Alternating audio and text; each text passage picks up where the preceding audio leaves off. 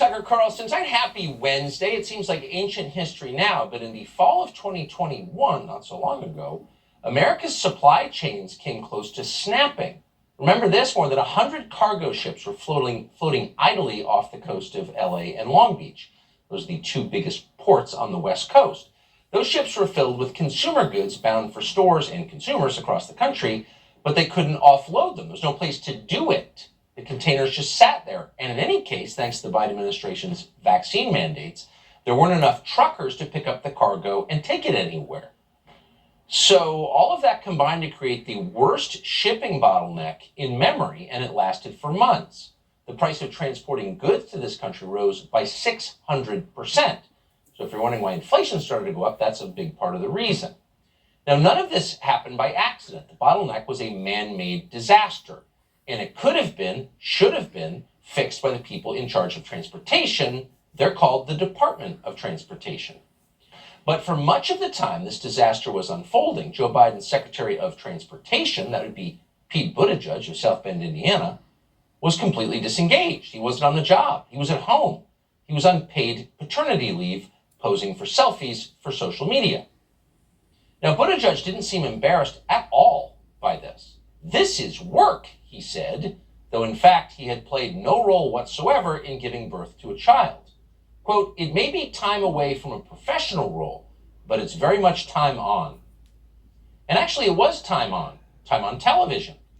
Pete Buttigieg used his time to appear on various shows, including The View on ABC, where he spoke at length about his favorite subject, which is himself. Not the container disaster, me. Meanwhile, the ships stacked up outside the ports and inflation went up. So that should conclusively have been the end of Pete Buttigieg's career as transportation secretary. Back to McKinsey for you. Whatever you think of his personal journey of self-discovery, there was an emergency in progress and Buttigieg ignored it. If anything is grounds for firing somebody, it's that. But the Biden administration did not fire Pete Buttigieg. They did the opposite. They praised him for breaking some important but not very well-defined glass ceiling of some sort that you're supposed to be excited about. They rewarded his dereliction of duty. So because people do respond to incentives, Pete Buttigieg kept doing it. He kept proudly ignoring his job. Weeks after a train derailed in East Palestine, Ohio, causing an actual environmental disaster throughout the whole region, Pete Buttigieg, as of tonight, has still not visited East Palestine. Why? What has he been doing? Well, as he explained to a Daily Caller reporter last night, he's taking more personal time. What do you have to say to the folks in Ohio, East Palestine, who are suffering right now? Well, I'd refer you to about a dozen interviews I've given today, and if you'd like to arrange a conversation, be sure to reach out to our press office. I'll have that conversation with you. Just you don't have a message for them? I do, and I shared it with the press many times today. I'd refer you to those comments. Do you mind sharing it with us? No, I'm going to refer you to the comments that I made to the press because right now I'm taking some personal time and I'm walking down the street. Are you going down there? What's that? Are you going down there at all? Yeah, I am. When are you going?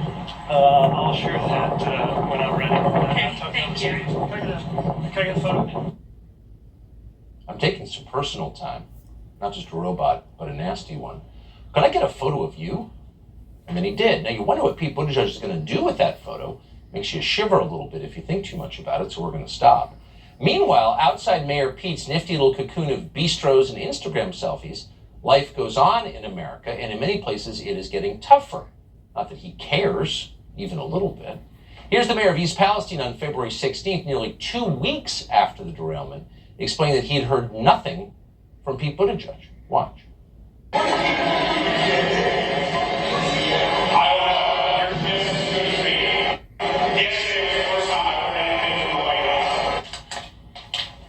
That was last week.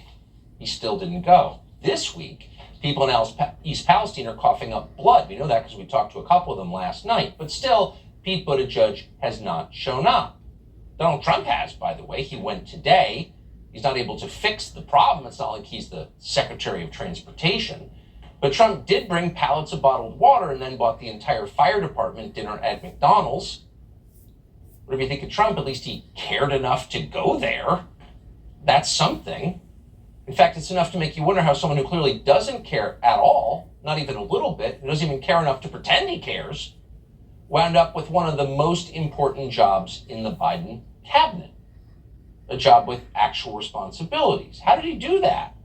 Well, we know what the answer is. No, Pete Buttigieg doesn't know anything about transportation. We would bet money he can't drive a stick shift.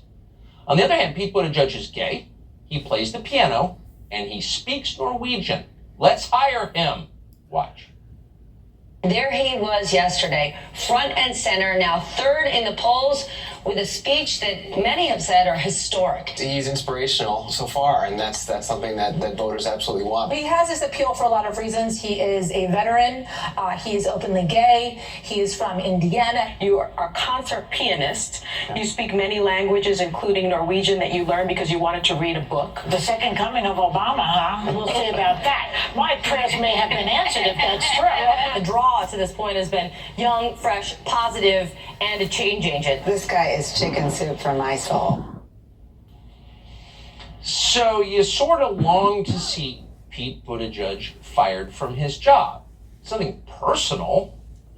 Aren't many people who hate Pete Buttigieg. What Pete Buttigieg is actually like, or how well his Norwegian actually is irrelevant. You long to see him fired because you long to see someone at some point held accountable for disasters.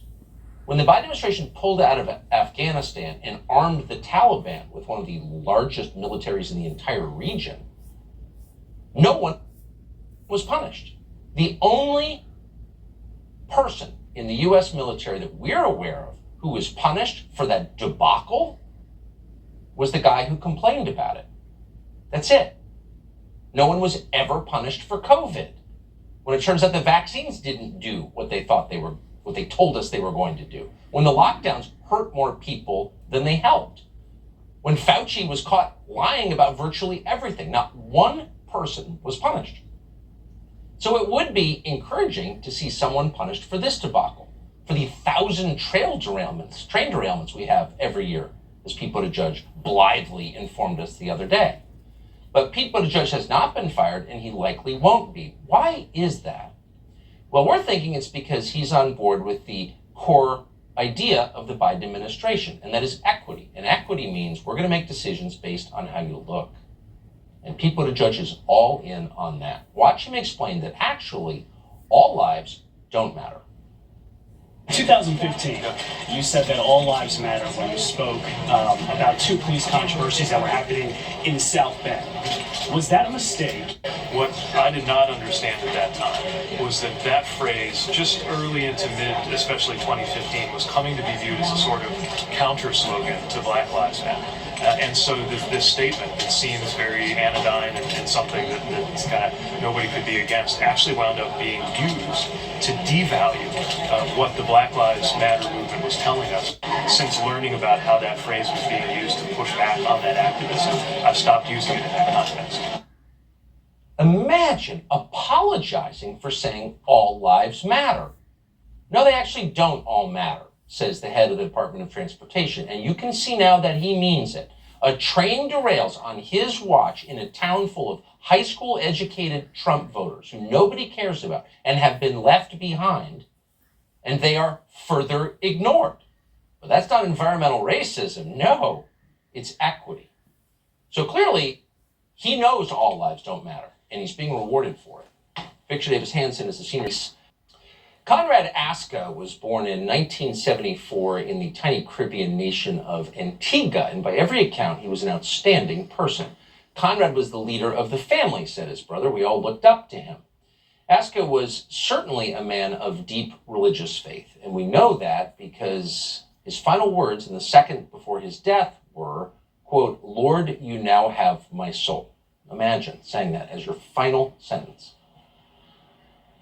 But his death is a scandal. The reason he died is a scandal, and many in the aviation industry know about it, but it is never mentioned in public. So we thought we would tell you because there are lessons in his death for all of us who travel commercially.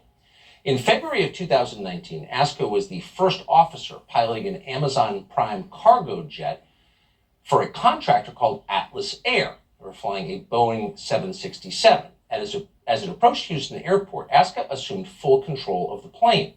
Seconds later, while attempting to apply the speed brakes to land, Aska accidentally pressed a switch that put the plane into go-around mode, and that gave the plane an unexpected jolt of thrust.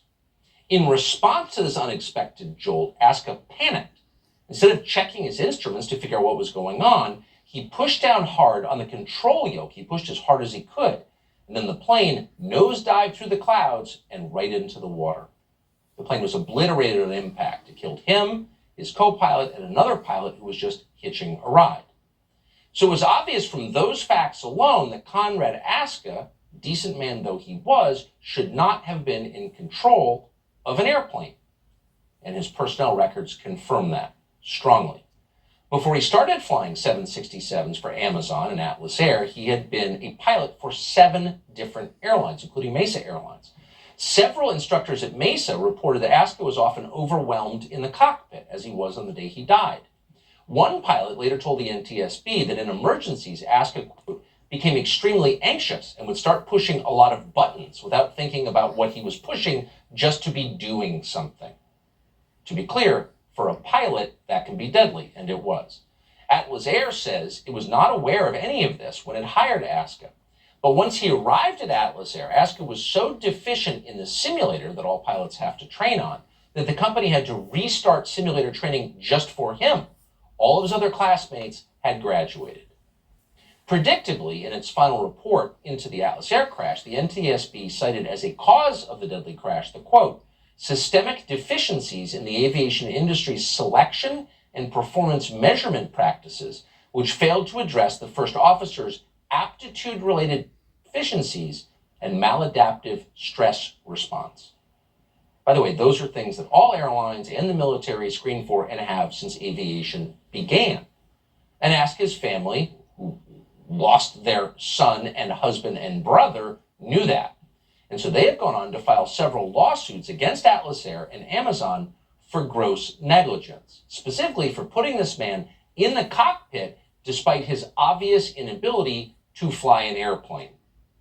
So why was he flying an airplane? Well, in his specific case, we do not have a definitive answer, but it seems pretty obvious. Airlines like Atlas Air, in fact, all the airlines, are doing their best to hire and retrain pilots on the basis of irrelevant criteria like their appearance. And your appearance, to restate, has nothing to do with your ability to fly an airplane or perform heart surgery or do anything. It's immaterial.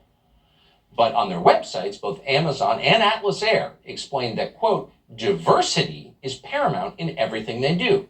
Here's from the Atlas Air website, quote, we leverage diversity, equity, and inclusion, DEI, as a business strategy and driver of innovation. We are guided by DEI philosophy. Oh yes, well, apparently you are. Look at the results. Amazon, of course, says the same thing. This is not an outlier. This is not just happening at Atlas Air. This is happening at every major carrier in the United States. Safety concerns ignored in favor of something called equity. Hiring by appearance, not by ability. This is insane. And in this case, it killed 3 people. United Airlines has promised that 50% of their new trainees will be, quote, women and minorities. Right. Not the best pilots, but people who look a certain way. Well, as we told you, in December, a United Boeing 777 bound for San Francisco came within seconds of hitting the ocean. It just dropped out of the sky. And the pilots, who apparently were not properly trained or hired for the wrong reasons on the basis of irrelevant criteria, were sent back to training. Thankfully, the hundreds of people on that plane survived.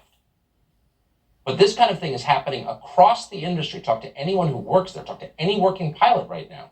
The airlines are in a mad scramble to meet equity targets, meaning they are pushing safety aside in favor of ideology. And people will die. People have died. It's going to happen again.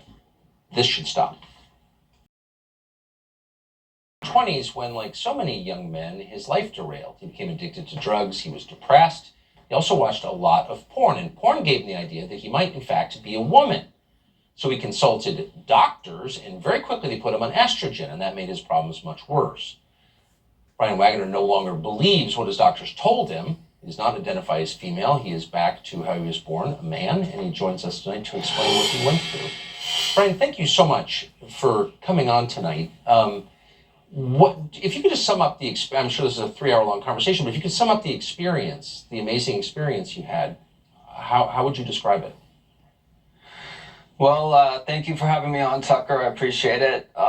Yeah, like you said, when I was a young man, when I was in college about close to a decade ago, I was extremely alienated. I had a drug problem, mainly crystal meth and other party drugs, and I went down a bizarre rabbit hole of online pornography, and I developed a sex fetish. Very embarrassing to say, but it's the truth. That's all right. And I went to go see a therapist who specialized in sex issues, and she told me that I was really a woman and that she and I had the same brain, and that basically all my problems in life were because I was actually a woman in a man's body. Even though I had severe drug problems, I had mood disorders and other, issues. I looked terrible when I went to go see this woman. I was underweight.